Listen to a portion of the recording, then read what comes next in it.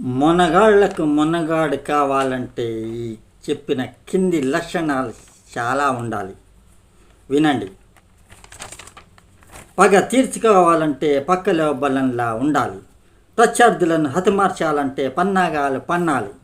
జీవితంలో పైకి రావాలంటే ఎదుటివాడిని అణగదొక్కాలి. నాన్ స్టాప్గా మాట్లాడుతూ ఎదుటివాడిని మాట్లాడనివ్వకుండా చేస్తేనే నీ పబ్బం గడుస్తుంది.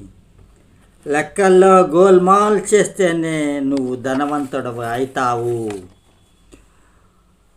నువ్వు నిండా మునిగిన తర్వాత నిన్ను చీకొడతారు. డబ్బున్నప్పుడే నీ చుట్టూ తిరుగుతారు. ఎలా అంటే బెల్లం చుట్టూ చీమల్లాగా. రాజకీయ నాయకులను నమ్మిన వారు చివరికి అంతే సంగతులు అవడానికి ఎక్కువ ఆస్కారం ఉంది.